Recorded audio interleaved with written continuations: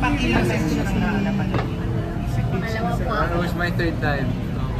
So, how was it na 32 kayo na dalawang beses mas pangatlo na panahon? Ako po, I feel like mas na-enjoy ko po yung ngayon. Kasi parang for the past two, when I was watching, I was mostly criticizing myself.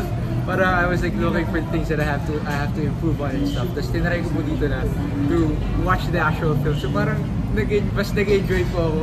Naramdaman ko po yung kilig, yung lungkot, and other stuff. Ikaw mo dyan. Ako po mas na-enjoy ko nga. Parang yung una talaga kasi for criticizing eh. Ngayon po, mas maganda din yung improvement. Right? Mas madami din po ako nakitang details, gano'n. Yes. So, yun, mas nakapag-focus din po. From the first time we watched it, there was a lot of things po na in-adjust pa sa editing and talagang nag-help po siya to improve the film. May mga memorable experience ba kayo na nag-flashback ngayong napanood mo while doing it? Parang marami po, actually marami. Pero mahirap lang kumuha ng isa tapos yung pwede mo sabihin. Wait lang. For me siguro yung yung nawala ng kuryente pa sa wag. Yeah. Tapos ang takot ako dun kasi walang kuryente so nagkakandila lang po kami sa Yeah, umabot po kami to that point since inabutan po kami ng bagyo. Naputol po yung something. So the almost like a half of our shoot po is probably with a generator.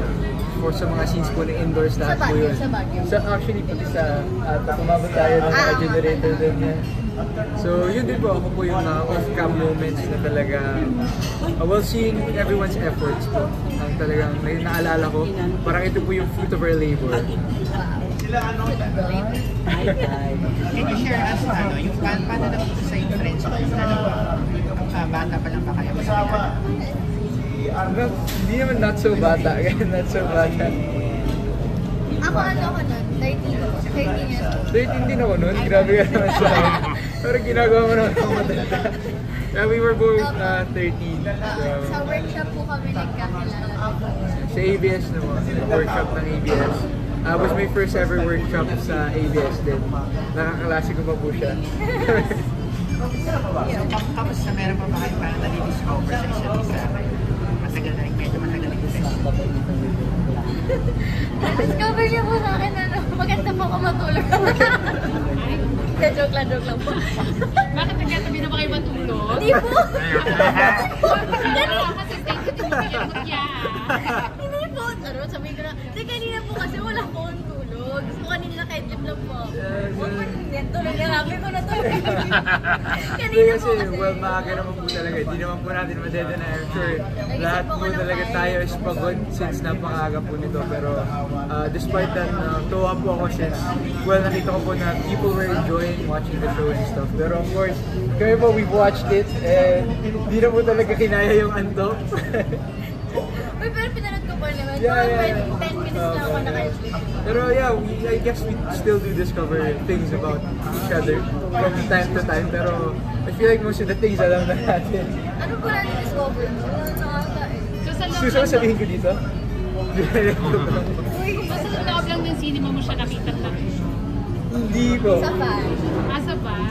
During shooting din, there was times na tulog siya. Sa standby area. Yeah. Ano po ba antukin ko ako pag ganyan? Like mas we gusto were... ko pag matulog kaya sa kumain. Diba? Yeah. Like parang nasa waiting area po kami. Then, ayun, mamaya po magkausap ko yung mamaya, nakatulog na din po siya gano'n. Nakakadalawa ako. Actually, marami po siyang picture sa phone ko na tulog. Pinukunan mo? Pagka po tulog siya, binibigay siya rin gano'n. Obsessed ka, Bieber? Hindi pa pang Pinangasal ko po sa kanya. Pinangasal ko. Pero gaano kayo naging close after the shooting?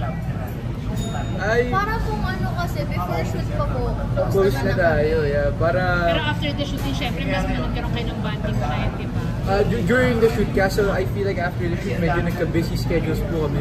So medyo hindi po kami nakapagsama that much. Pero, yeah, gala every now and then, like museums and stuff like that.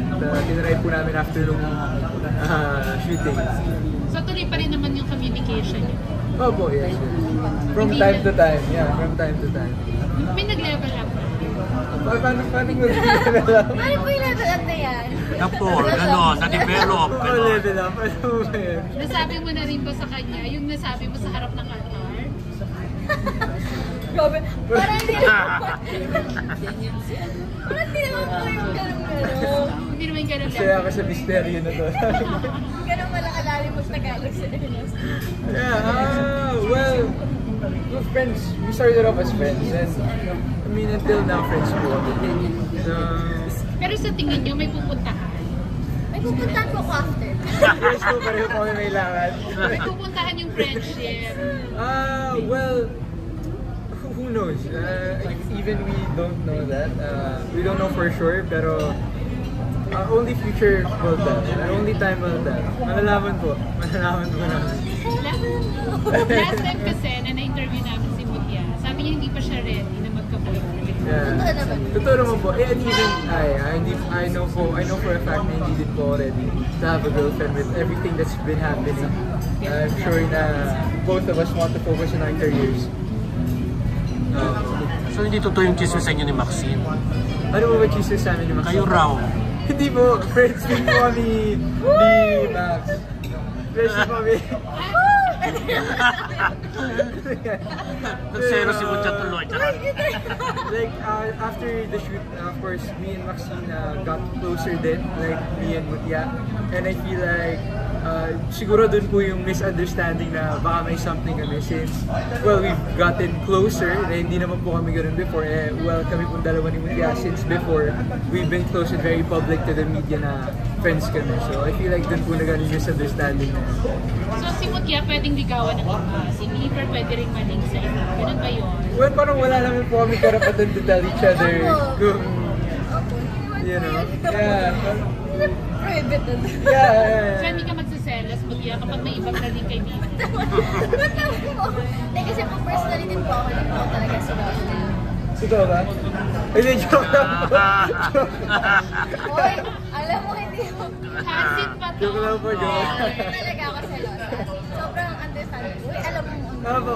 She's very understanding, yes. Totoo po yan. Kaya ikaw, Liver, kung may ibang maling kay Mutia or ibang manligaw, hindi ka ba manghihinay? Pag-isipan ko po muna. Charot. Hindi po. Well, yun nga po. Friends naman po talaga kami. Feel like yung happiness po of each other was something na matutuwa kami. Like, meron po nagpapasaya sa kanya. We support each other sa happiness na magkakaroon po kami. Mucha, medyo nanibago kay Iver because of niya. Ikaw nakita mo na siya ganyan. Ano mas gusto mo? Yung dati Ayun niya ko nga, na sa kanina ko nga lang po nakita. Nakita mo to nung shooting. Nakaganon din. There's some cases po. Like after shower, nakabagsak na po yung buhok ko. Ano mas gusto mo? Yung bouquet sa church. The shirt? Totoo ba? Yeah. Brush up. Yung may normal hairstyle. Yeah. Opo. Mas press mo. Po? Ang press mo. Kasi parang ang Sa clean tingin mo. kasi dun eh. Ang clean. Yeah. Yung mahaba-haba tulog ko nun. Rest day ata tayo Huwag yung before. pinag-uusapan, be. Bakit pala wala kayong kiss scene doon sa church? Bawal Sa pa. ano lang? Bawal pa. Bawal pa. Yeah, bawal pa po. I think we both want to like reserve the first kiss for like a special occasion maybe or something like that. I don't know. So ano, dapat off cam, hindi on cam.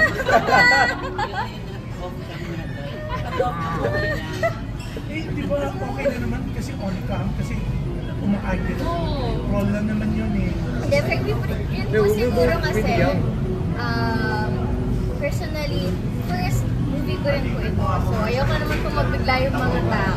So, yun lang din po. Nag-a-adjust lang.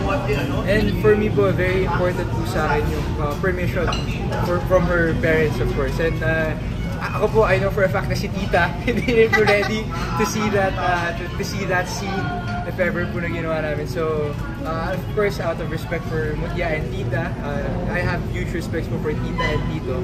Of course, hindi ko po ginawa. Pero 18 na si Mutia, di ba? Yes, we're both Hindi 18. mo inisip kayo ni Direk na pagpaalam sa mga Well, mas may kilig.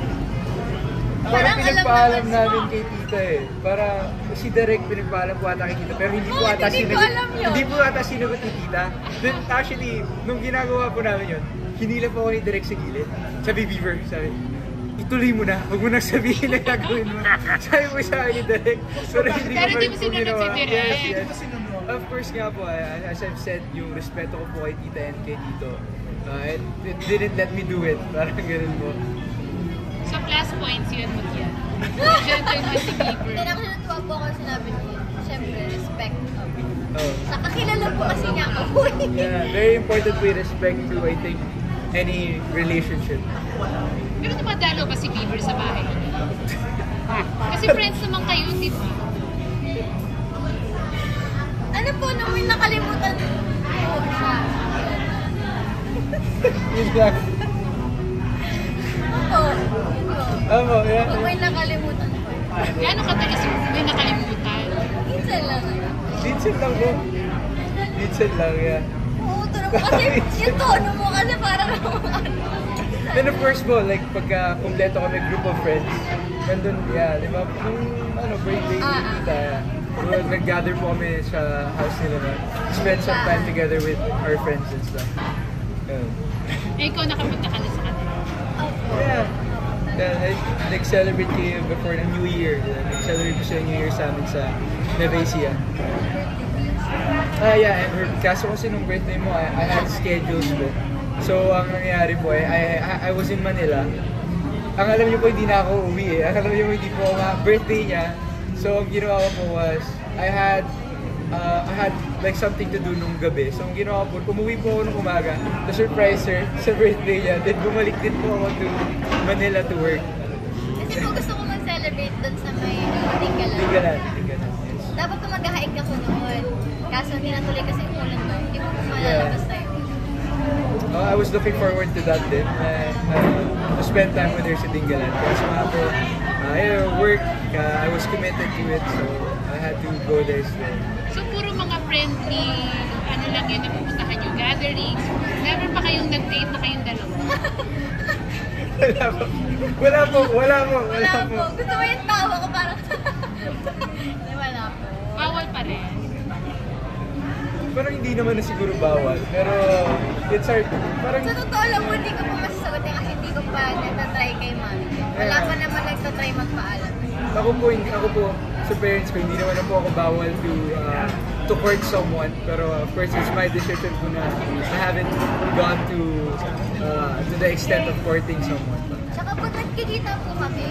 Friendly, ano lang po. Friendly labas. Friendly labas, gala lang, to catch up with a friend, parang gano'n. So, next